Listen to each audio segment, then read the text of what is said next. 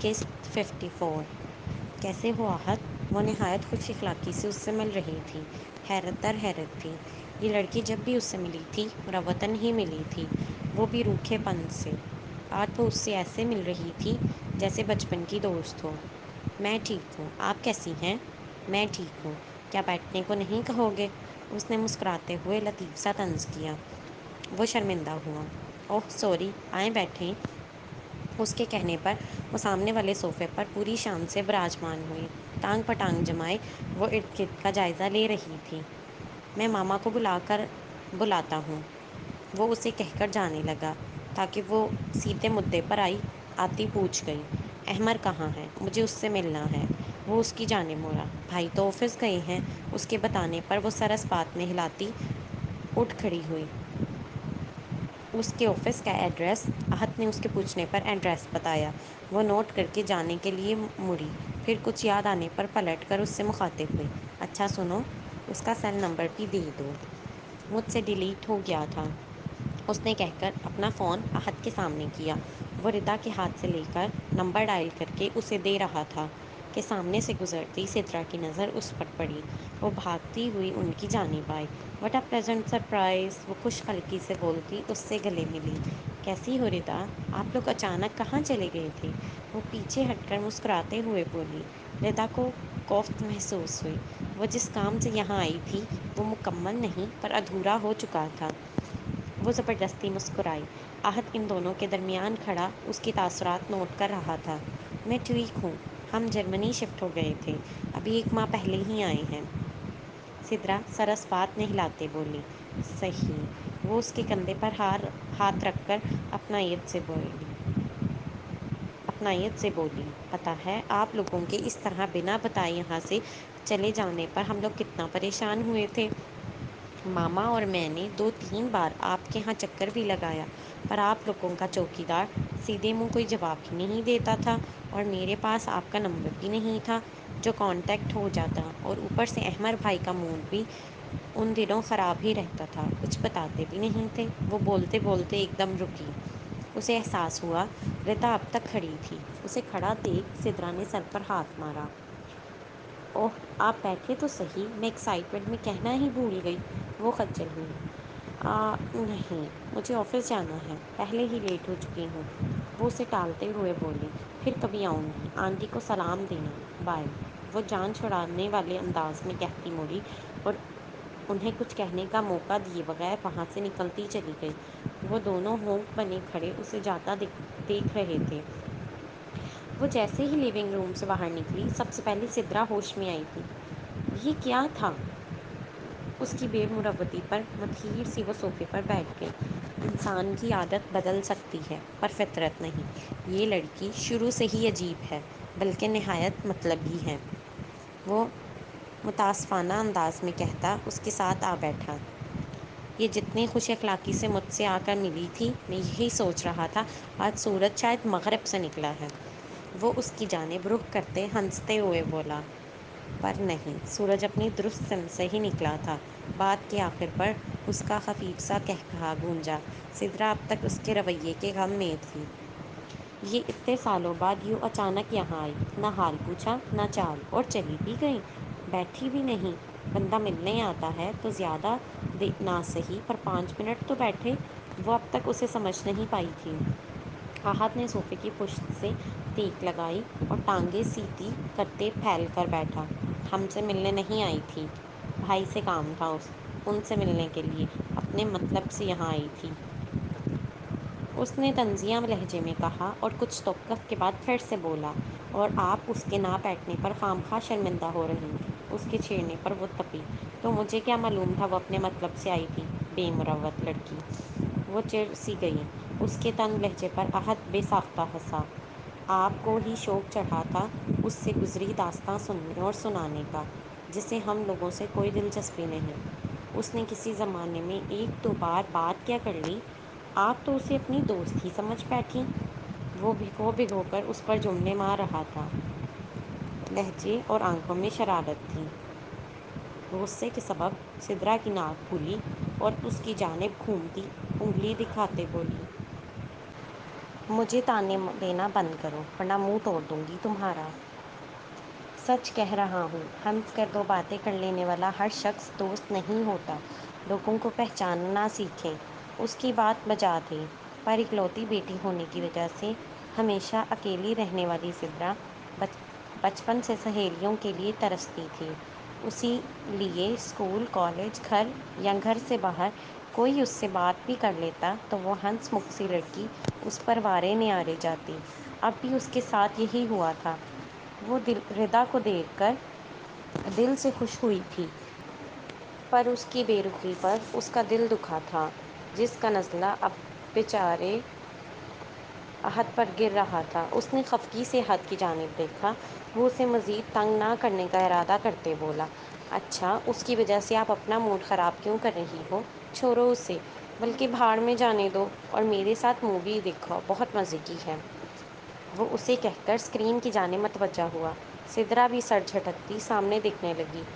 دیوار گیر L E D کی اسکرین پر ایک سائنس فکشن اینیمیٹڈ مووی چل رہی تھی۔ وقت کے ساتھ ساتھ بہت کچھ بدل چکا تھا۔ یہ 4 سال بہت سے لوگوں کی زندگیاں مکمل طور پر بدل چکا تھا۔ وہ سب آگے بڑھ چکے تھے، مگر اب بھی کئی کردار ماضی میں کہیں دب کے رہ گئے تھے۔ کچھ لوگوں کے لیے وقت جیسے وہیں ٹھہر گیا تھا۔ وہ اس وقت سے اب تک نکل ہی نہیں پائے تھے، یا شاید خود نکلنا نہیں چاہتے تھے۔ لیکن وقت کی خاصیت ہے گزر جانا، جو کہ گزر رہا تھا۔ 2 نفوس فاؤنڈیشن کی عمارت سے باہر نکل رہے تھے۔ بھورے گھنگریالے بالوں والا بالاج اب بھی ہو بہو ویسا تھا، بس قد کاٹ مزید نکل چکا تھا، اور اس کے چہرے پر تھوڑی سی سنجیدگی آ گئی تھی، یا یوں کہا جائے تو بہتر ہوگا کہ وہ پہلے سے زیادہ ہینڈسم ہو گیا تھا۔ وہ دونوں یونیورسٹی سے فری ہو کر فاؤنڈیشن آ جاتے تھے۔ بالاج نے سڑک پر کھیلنے والوں اور مزدور بچوں کے لیے اسکول کھولا تھا۔ تعلیم کا شوق شغف رکھنے والے بچے اپنے اپنے کاموں سے فارغ ہو کر شام میں پڑھنے آتے تھے۔ شام میں تقریباً 6 بجے وہ فارغ ہو کر گھر کی راہ لیتے۔ 3 سال پہلے 2 کمروں سے شروع ہونے والا یہ سینٹر اب ایک بڑی اکیڈمی بن چکا تھا، جہاں پر بہت سے لڑکے اور لڑکیاں رضاکارانہ طور پر خدمات انجام دے رہے تھے۔ یہاں ارلی چائلڈ ایجوکیشن سے لے کر انٹرمیڈیٹ کے اسٹوڈنٹس تک کو فری ٹیوشنز دی جاتی تھیں۔ بالاج میڈیکل کا اسٹوڈنٹ تھا۔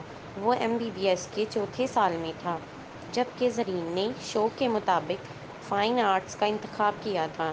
وہ تیسرے سال میں تھی۔ دونوں کے اپنے ایگزامز سر پر تھے، مگر وہ یونیورسٹی سے پڑھنے کی خواہش رکھنے والے غریب بچوں کو انٹری ٹیسٹ کی تیاری کروا رہے تھے۔ ان کا باقی اسٹاف جا چکا تھا۔ اپنی ازلی عادت سے مجبور، بالاج نے بالوں میں ہاتھ پھیرتے پھیرتے چابی زرین کو تھمائی۔ آج کار تم ڈرائیو کرو گی۔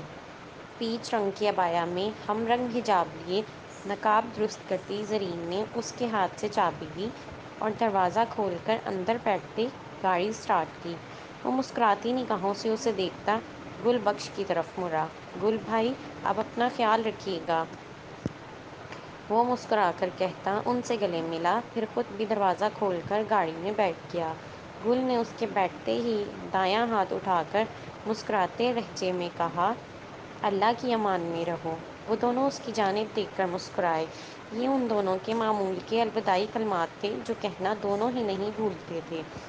وہ اسے ہاتھ ہلاتے وہاں سے نکل پڑے۔ گل بخش نے آیت الکرسی پڑھتے ان دونوں کے گرد غائبانہ حصار کھینچا۔ یہ ان کی محبت تھی جو 3 پشتوں سے چلی آ رہی تھی۔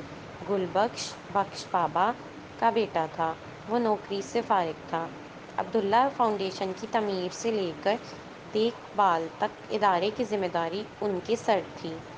فاؤنڈیشن کی عمارت کے ساتھ ہی ایک چھوٹا سا گھر ان کے لیے بنوایا گیا۔ وہ اپنے اہل و عیال کے ساتھ یہیں رہتے تھے۔ ان کی گاڑی جب نظروں سے اوجھل ہوئی تو وہ بھی مڑ کر اندر چلے گئے۔ ان کی گاڑی سڑک پر رواں دواں تھی۔ بالاج نے ایک چنگم کھول کر اسے دی اور دوسری خود کے منہ میں ڈالتے موبائل دیکھنے لگا۔ آج بھائی آ رہے ہیں۔ اچھا، وہ سادہ لہجے میں بولی۔ اس کا انداز بتا رہا تھا وہ لا علم تھی۔ کل کراچی میں بھائی کو آئی بی گروپ کا ٹینڈر ملا ہے، بہت بڑا پروجیکٹ ہے۔ اب بھائی کراچی رہیں گی جب تک پروجیکٹ مکمل نہیں ہو جاتا۔ وہ اسے ابتہاج کے بارے میں معلومات دے رہا تھا، جسے سننے میں زرین کو بظاہر کوئی دلچسپی نہیں تھی۔ اس کا جواب مختصر تھا، اچھا۔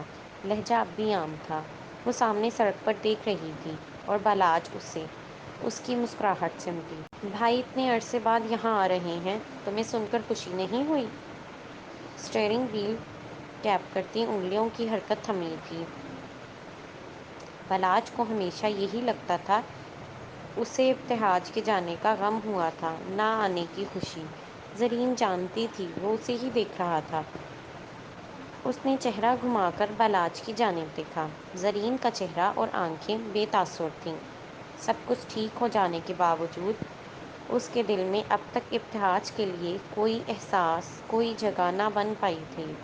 ابتہاج کا رویہ زرین کو اس سے کتنا دور کر چکا تھا، یہ سوچ کر بالاج کا دل دکھا تھا، پر اس میں زرین کا کوئی قصور نہیں تھا۔ وہ خاموش تھی۔ اس نے اپنی پوری توجہ دوبارہ ڈرائیونگ کی جانب مبذول کر لی۔ بالاج نے اسے مزید کچھ کہنا مناسب نہ سمجھا اور بات بدلتے گویا ہوا۔ آج گھر میں دعوت والا ماحول چل رہا ہوگا، مزے مزے کے کھانے بنیں گے۔ وہ لہجے میں شوخی بھرتے گھر کے متوقع ماحول سے لطف اٹھاتے بولا۔ اس کے انداز پر اس نے تنقیدی نگاہوں سے دیکھا۔ وہ مزے لیتے ہنوز بول رہا تھا، بریانی، روسٹ، کراہی، ٹکے۔ بولتے ہوئے بھی اس کے منہ میں پانی آ رہا تھا۔ اس کے منہ سے سر کی آواز نکلی، جسے اس کی زبان میں ذائقہ گھل گیا ہو۔ وہ بے ساختہ ہنسی تھی۔ بالاج نے اس کے قریب ہوتے رازداری سے پوچھا، ویسے تمہیں کیا لگتا ہے کھانے میں کیا کیا بنا ہوگا؟ کبھی کھانے کے علاوہ بھی بات کر لیا کرو، اس نے طنز کیا۔ بالاج نے ہونٹ باہر نکالے معصوم سی شکل بنائی، کرتا تو ہوں۔ زرین نے سر جھٹکا، اچھا میرے سوال کا جواب تو دو، کیا بنا ہوگا؟ زرین سوچنے کے سی انداز میں پوز کرتی بولی، مرغی کے پائے، کبوتر کی کلیجی، کوے کے ٹکے، شہتوت کا حلوہ اور… وہ ابھی بول ہی رہی تھی کہ اس کے منہ کا زاویہ بگڑا۔ یخ! میری اتنی ٹیسٹی امیجینیشنز کا جنازہ نکال دیا۔ اس نے مسکین سی شکل بنائی، تم نے اچھا نہیں کیا۔ وہ رخ پھیر چیونگم چباتا کھڑکی سے باہر دیکھنے لگا۔ انداز صاف تھا، وہ ناراض ہوا تھا۔ زرین نے ایک سرسری نگاہ اس پر ڈالی، منہ سیدھا کر لو، میں نہیں مناؤں گی۔ اس کے کہنے پر وہ سیدھا ہوا۔ اگر مجھے پتا ہوتا کہ بھائی کے قدم اتنے مبارک ثابت ہوں گے تو میں انہیں پہلے ہی بلا لیتا۔ وہ سامنے دیکھتا بول رہا تھا۔ کیا مطلب؟ اس نے گاڑی کی رفتار کم کی۔ لگتا ہے کھوئی ہوئی زبان واپس مل گئی ہے۔ اتنے لمبے عرصے کے بعد تمہیں یوں بولتے دیکھا ہے میں نے، اس زرین کو بہت مس کیا ہے۔ وہ دھیما سا مسکرائی۔ بالاج نے اس کا گال کھینچا، تم خاموش ہو کر بالکل اچھی نہیں لگتی۔ اف! اس نے اس کے ہاتھ پر چپت لگائی، گال مت کھینچا کرو۔ اس کے منع کرنے پر ایک بار پھر اس نے پوری طاقت سے اس کا گال کھینچا تھا۔ وہ اس بار زرین نے ایک تھپ اس کے کندھے پر رسید کی تھی۔ یہ تقریباً شام 7 بجے کا وقت تھا۔ شام کے دھندلے سائے روشنی کو اپنے حصار میں لے رہے تھے۔ آسمان پر قدرت کے مختلف رنگ بکھرے تھے۔ سورج اس منظر میں پرمسرت سا ڈوب رہا تھا اور دور اس منظر میں تحلیل شدہ وہ پل پر کھڑا، آہنی کناروں پر ہتھیلیاں جمائے کھوئے ہوئے انداز میں غروب ہوتے سورج کو بنا پلک جھپکے دیکھ رہا تھا، جس کے سونے جیسی شعاعیں دریا کے عشق میں پگھل پگھل کر گرتی پانی کو سنہرا کر رہی تھیں۔ شام کی ٹھنڈی ہوائیں اس کے جسم سے ٹکراتی آگے کو گزرتیں تو اس کے رگوں پہ میں سکون اتر جاتا۔ اس کے قدموں کے عین نیچے دریائے سندھ میں تلاطم برپا تھا۔ اس کے اندر اور باہر اٹھتی لہروں کا شور بے تحاشا تھا، مگر وہ ارد گرد سے بیگانہ وہاں موجود کہاں تھا، اور پھر گزرے وقت کی یادوں کا دھارا اسے اپنے ساتھ بہاتا ماضی میں لے گیا۔ وہ پارک سے لوٹنے کے بعد 3 دن 3 رات بخار میں پھنکتا رہا۔ اندھیرے کمرے میں ہر وقت وہ ان زیادتیوں کے بارے میں سوچتا رہتا۔ رئیسہ بیگم اس کی حالت سے پریشان تھیں۔ بخار تھا کہ بڑھتا ہی جا رہا تھا۔ وہ اس کے سر، بازوؤں اور ہتھیلیوں پر ٹھنڈے پانی کی پٹیاں کر رہی تھیں۔ وہ نیم بے ہوش تھا، نہ کچھ کھا پی رہا تھا، نہ اٹھ پا رہا تھا۔ وہ اس پر صورتیں پر کر پھونک اس کے بالوں میں ہاتھ پھیر رہی تھیں۔ اپنے بالوں میں ان کا شفقت بھرا لمس محسوس کرتا کھسمسایا اور کروٹ کے بل لیٹا۔ حیدر نے ڈاکٹر کو کال کی ہے، چیک اپ ہو تو پتہ چلے۔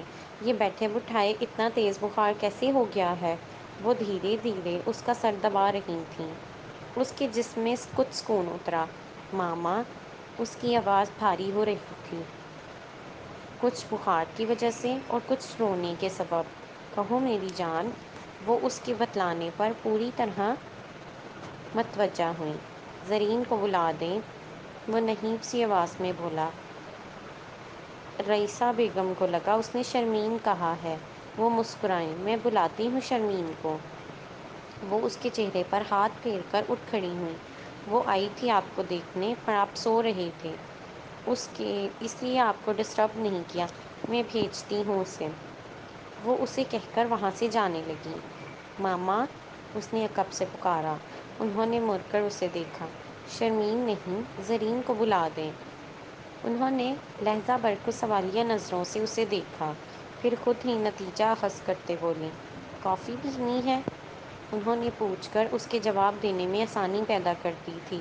اس نے اس بات میں سر ہلایا۔ وہ مسکراتے ہوئے اسے بھیجنے کا کہہ کر چلی گئی۔ وہ بے چینی سے انتظار کرنے لگا۔ انتظار میں گزرتا ایک ایک لمحہ اسے صدیوں جتنا طویل لگا۔ انتظار کی سولی پر چڑھا وہ یاسیت سے دروازے کی جانب دیکھ رہا تھا۔ وہ دستک دے کر اجازت ملنے پر اس کے کمرے میں داخل ہوئی۔ کافی کا مگ سینٹر ٹیبل پر رکھ کر جانے ہی لگی تھی کہ اپنے عقب سے آنے والی پکار پر اٹھی، یہاں رکھ دو۔ اس نے سائڈ ٹیبل کی جانب اشارہ کیا۔ وہ بنا کچھ کہے مگ رکھ کر جانے لگی۔ اس نے زرین کو روکنے کی خاطر مخاطب کیا۔ زرین، وہ رک گئی۔ چت لیٹے آنکھوں پر رکھا ہاتھ ہٹا کر وہ اٹھ بیٹھا۔ بیٹھ جاؤ۔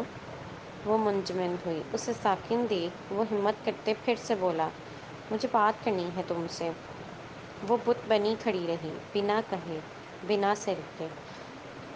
اس نے گہری سانس کھینچ کر الفاظ دہرائے، بیٹھ جاؤ زرین، تھک جاؤ گی۔ زندگی کی تھکان اس سے نہیں تھکا پائی تھی، تو کچھ دیر کھڑے ہونا کون سی بڑی بات تھی۔ آپ کہیں جو کہنا ہے۔ وہ اس کی پشت دیکھتا خاموش تھا۔ بات کا آغاز کیسے اور کہاں سے کیا جائے اسے سمجھ نہیں آیا۔ وہ بھی کشمکش میں کھڑی تھی۔ اس کی خاموشی سے تنگ آتے وہ بول پڑی، کچھ کہنا ہے یا میں جاؤں؟ اس کے کہنے پر وہ زخمی سا مسکرایا۔ یہی کمرہ تھا جہاں وہ بلاج کی موجودگی میں پورا دن گزار دیتی تھی، اور اب اس کی موجودگی اسے کوفت میں مبتلا کر رہی تھی۔ دل میں ملال لیے وہ دھیرے سے بولا، آئی ایم سوری۔ زرین نے پلٹ کر اس کی جانب دیکھا۔ نگاہوں کا زبردست تصادم ہوا۔ اس کی نگاہوں میں تحقیق کے ساتھ سوال تھا۔ وہ نگاہیں چراتا رخ بدل گیا۔ پاؤں بیڈ سے اتار کر زمین پر رکھے دونوں ہاتھوں کو باہم ملائے وہ ہتھیلیاں مسل رہا تھا۔ کس لیے؟ لہجہ دھیما تھا۔ وہ اسے ہی دیکھ رہی تھی، پر ابتہاج کی نظر اپنے ہاتھوں پر تھی۔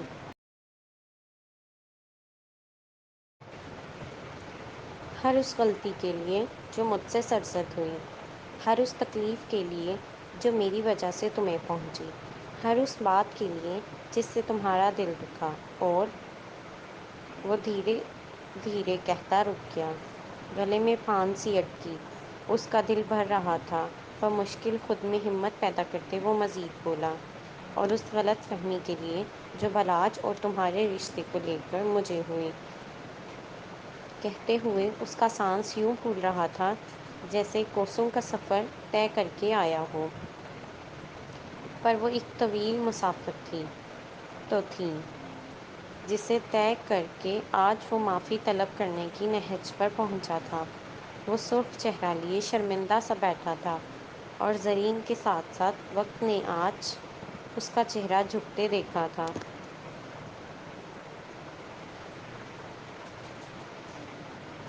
ہمیشہ اس کی آنکھوں میں آنکھیں ڈال کر بات کرنے والا ابتہاج کو نظریں چراتے دیکھ وہ حیرت زدہ تھی۔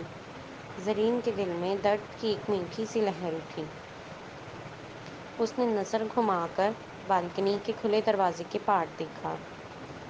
ریلنگ پر ایک فاختہ اداس بیٹھی تھی، پروں کو سمیٹے، گردن گرائے، تھکی تھکی سی۔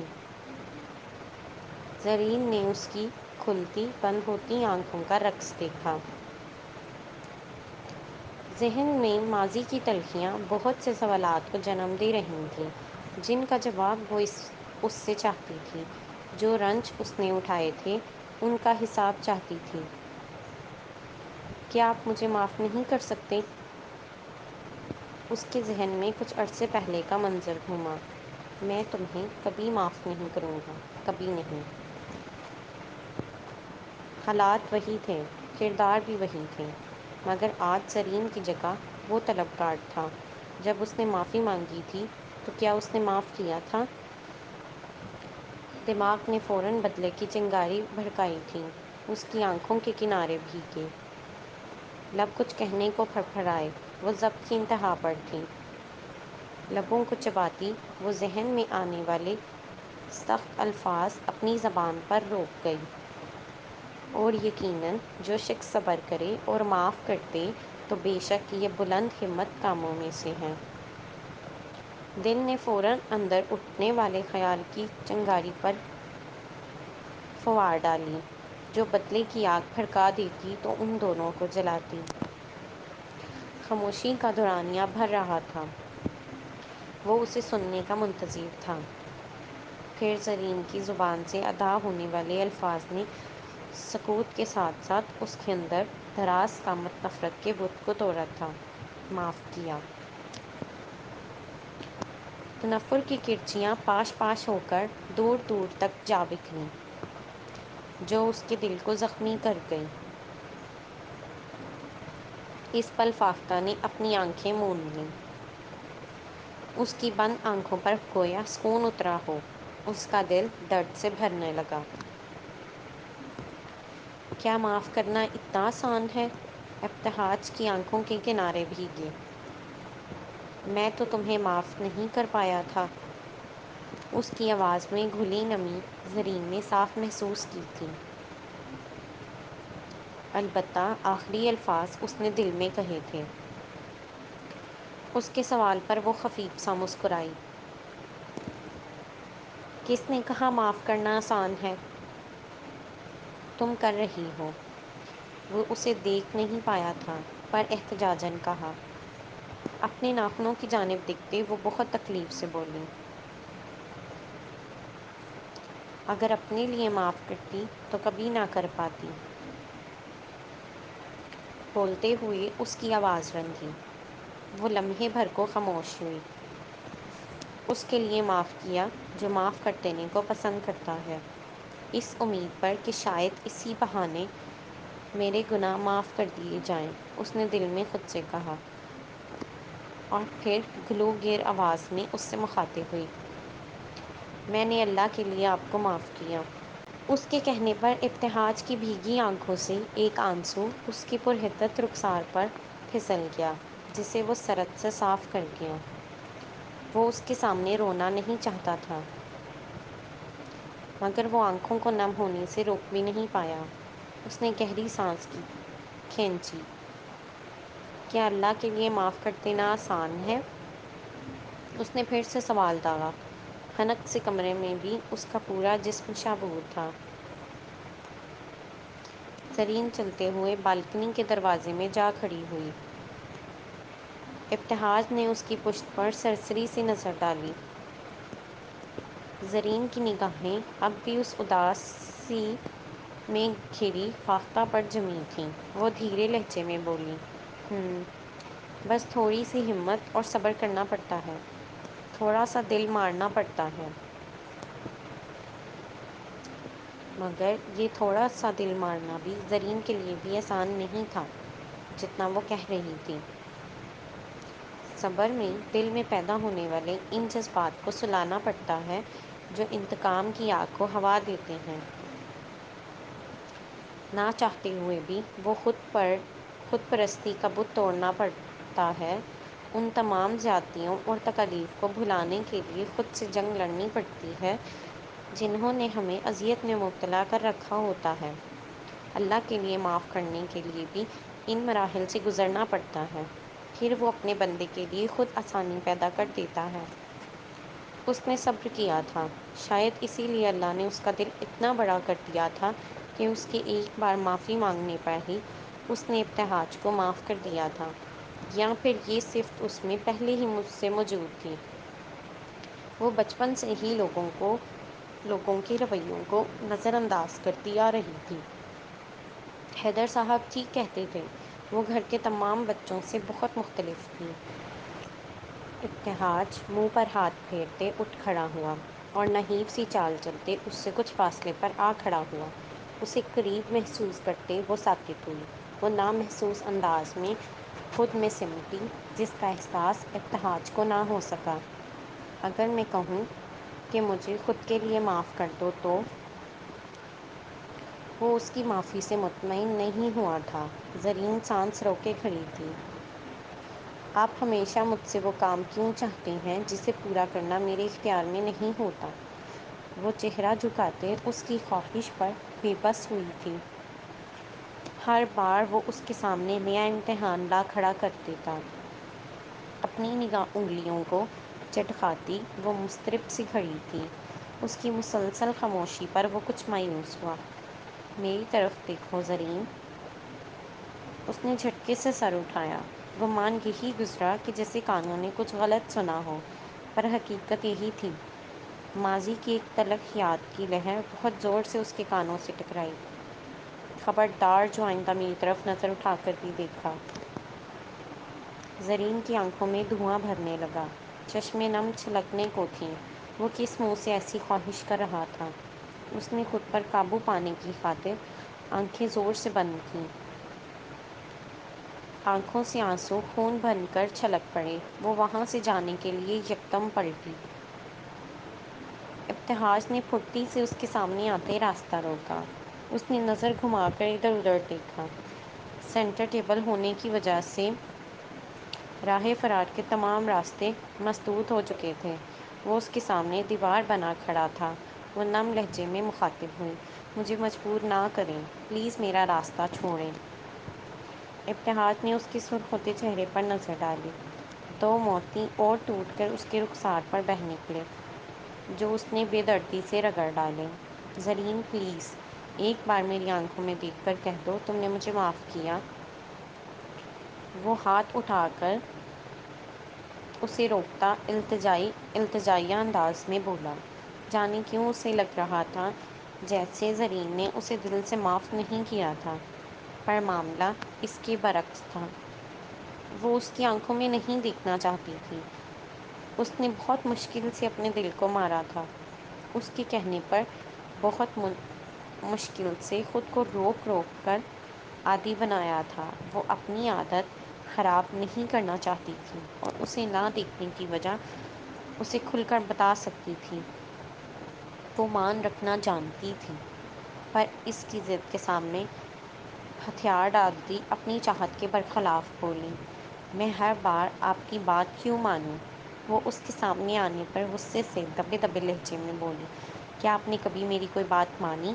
کیا آپ نے کبھی مجھے سننے یا سمجھنے کی کوشش کی؟ بے گناہ ہونے کے باوجود میں نے آپ سے معافی مانگی، کیا آپ نے مجھے معاف کیا؟ وہ فرش پر بچھے سفید قالین کی جانب دیکھتے ہوئے ضدی لہجے میں بولی، نہ چاہتے ہوئے بھی شکوے اس کے لبوں پر آ گئے۔ آپ کیا سمجھتی ہیں، آپ کا جب دل چاہے گا کسی چیز سے منع کر دیں گے اور جب دل چاہے گا وہی کام کرنے کو کہیں گے اور میں کروں گی؟ وہ بنا اس کی جانب دیکھے نالاں ہوتی تنزیہ مسکرائی۔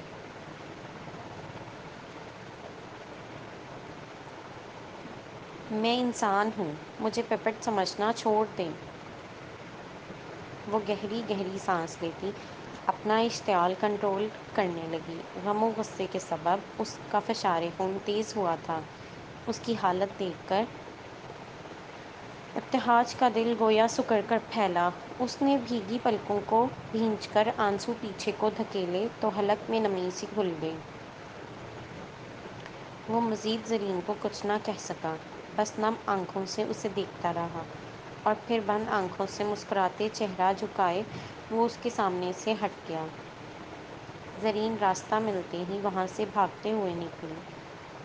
اس نے ابتہاج پر ایک نظر ڈالنا بھی گوارا نہ کیا تھا۔ یہ فعل اس کے دل کو بری طرح توڑ گیا۔ شاید ہی اب کبھی وہ زندگی میں اس ٹوٹے دل کو جوڑ پاتا۔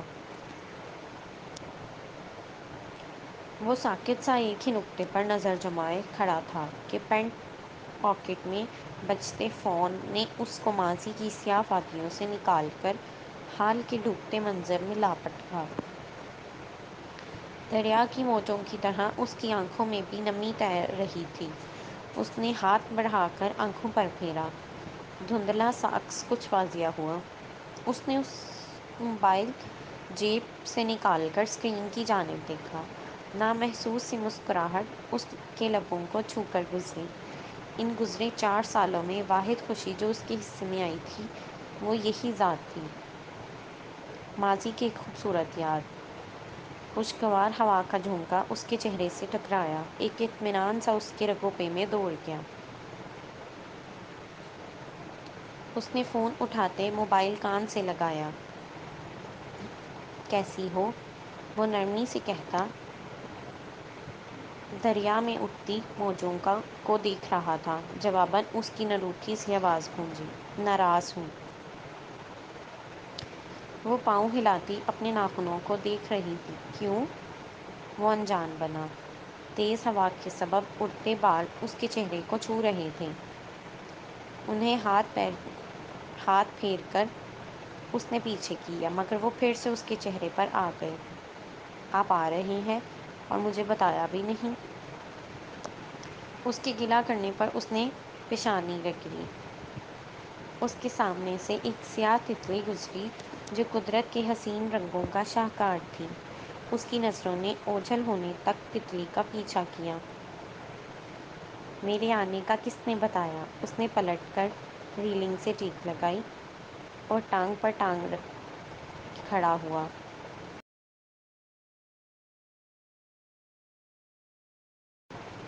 پل پر سے گزرتی گاڑیوں میں بیٹھے مسافروں نے اس خوبرو شخص کو دیکھا جو ارد گرد سے لا تعلق سا فون پر مصروف تھا۔ آپ کے لاڈلے ہیں، اور کون بتا سکتا ہے؟ اس نے لطیف سا طنز دیا۔ ابتہاج نے مسکراتے ہوئے گردن نفی میں ہلائی۔ مجال ہے جو وہ کبھی بات پیٹ میں رکھ لیں۔ میں سرپرائز دینا چاہتا تھا۔ جانے کیوں اس نے صفائی دی۔ شاید اس کی خفگی کا احساس کرتے۔ اس کے جواب پر اس کی گردن اکڑی۔ دایاں آئی برو اوپر کو اٹھا۔ وہ بیک گراؤنڈ سے ٹیک لگائے آرام دہ انداز میں بیٹھیں۔ اب بات مت سدھاریں۔ تندھی سے بول کر وہ کچھ نرم پڑی اور ثانیے بھر کے توقف کے بعد بات بدلتے پھر سے کہا، اچھا آپ کہاں ہیں؟ کب تک پہنچیں گے؟ یہ جان کر کیا کرو گی؟ ناراض ہونا؟ ابتہاج کو اسے تنگ کرنے میں لطف آ رہا تھا۔ آج پہلی بار وہ اس کی اتنی فکر کر رہی تھی۔ پھر اسے چھیڑنے کا اس کا بھی حق بنتا تھا۔ وہ اس کے جواب دینے کی بجائے الٹا سوال کرنے پر تپی، کیا مطلب؟ جان کر کیا کروں گی؟ میں آپ کا انتظار کر رہی ہوں۔ وہ رونے کے سے انداز میں بولی۔ لہجے میں صاف خفگی کا عنصر نمایاں تھا۔ ابتہاج نے اس کی آواز سے حس اٹھایا۔ اس کے دل پر چھائی کچھ دیر پہلے والی ویرانی کم ہوئی تھی۔ دل کا موسم خوشگوار ہوا۔ واقعی مجھے امید نہیں تھی۔ وہ اسے تنگ کرنے کی غرض سے مذاق میں بولا تھا، پر کہیں نہ کہیں یہ حقیقت بھی تھی۔ آج پہلی بار وہ ابتہاج سے اتنا کھل کے بات کر رہی تھی۔ وہ روحان سی ہوئی۔ میں نے آپ کو فون کر کے غلطی کی، بھاڑ میں جائیں آپ، اس نے بول کر فون کان سے ہٹایا اور کال کاٹ دی۔ اس سے پہلے وہ مزید کچھ کہتا، ٹوں ٹوں کی آواز پر گہرا مسکرایا۔ پاس سے گزرتی ہوا کے جھونکے نے حیرت سے اس کی مسکراہٹ دیکھی۔ وہ وہیں تھم گئی۔ ابھی کچھ دیر پہلے تو اس کی آنکھیں نم تھیں اور اب اسے مسکراتا دیکھ وہ خود بھی جھومتی مسکراتی اس کے جسم سے ٹکرائی۔ ابتہاج نے آنکھیں بند کر کے گہری سانس لی۔ طمانینت کا احساس اسے ہلکا پھلکا کر گیا۔ اس نے واٹس ایپ پر چیٹ کھولتے میسج ٹائپ کیا، راستے میں ہوں، 1 گھنٹے میں پہنچ جاؤں گا۔ بنا کوئی معذرت کا لفظ استعمال کیے اس نے سیدھا سادہ جواب لکھ کر میسج سینڈ کیا اور پلٹ کر ایک آخری نگاہ سورج پر ڈالی، جو تقریباً ڈوب چکا تھا۔ اس جگہ اور اس منظر سے بہت سی یادیں وابستہ تھیں۔ وہ تمام خیالات کو جھٹکتے مڑا اور دروازہ کھولتے گاڑی میں آ بیٹھا۔ اگنیشن میں چابی گھماتے گاڑی سٹارٹ کی اور اپنی منزل کی جانب چل پڑا۔ وقت کی پرسوچ نگاہیں اسی پر جمی تھیں۔ زندگی کا ایک نیا باب شروع ہونے والا تھا، مگر یہ نیا باب اپنے دامن میں ڈھیروں خوشیاں سمیٹ لایا تھا یا غم، کوئی نہیں جانتا تھا۔ ایک اور طویل سفر کا آغاز ہوا چاہتا تھا۔ جاری ہے۔ قسط پڑھ کر اپنی قیمتی آراء سے آگاہ کیجیے۔ شکریہ۔